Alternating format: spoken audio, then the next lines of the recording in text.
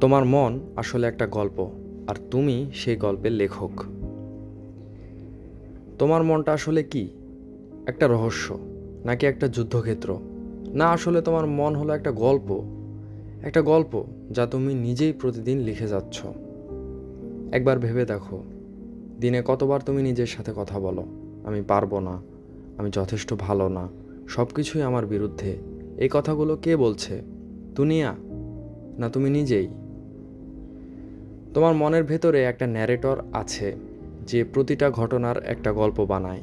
ধরো, তুমি একটা ইন্টারভিউতে ফেল করেছো। ঘটনা, তুমি চাকরিটা পাওনি। কিন্তু তোমার মন কি গল্প বানালো? আমি ব্যর্থ, আমার দ্বারা কিছু হবে না। কিন্তু সত্যিটা কি সেটাই? এই ঘটনাকে অন্যভাবে দেখলে গল্পটা এমনও হতে পারত: এই অভিজ্ঞতা থেকে আমি শিখছি, আগামীবার আমি আরও ভালো করব। ঘটনা একই, কিন্তু গল্প আলাদা। এখানেই আসল বিষয়টা। তোমার জীবন যতটা না বাস্তবতার উপর নির্ভর করে, তার চেয়েও বেশি নির্ভর করে তুমি সেটাকে কিভাবে ব্যাখ্যা করছো। আমরা ছোটবেলা থেকে গল্প শিখি: তুমি ভালো না, তুমি পারবে না, তুমি অন্যদের মতো না।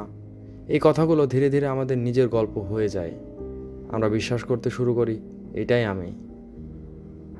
কিন্তু একটা প্রশ্ন, এই গল্পটা কি সত্যি, নাকি এটা শুধু একটা পুরনো স্ক্রিপ্ট যা তুমি না বুঝেই বারবার চালিয়ে যাচ্ছ?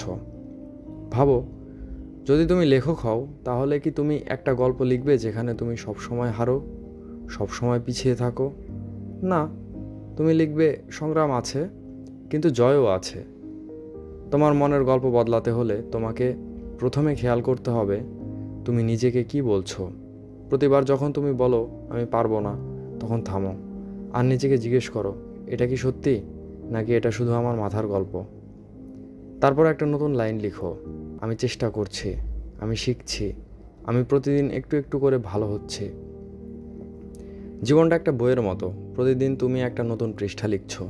গতকাল কী ছিল সেটা গুরুত্বপূর্ণ না, আজ তুমি কি লিখছো সেটাই আসল।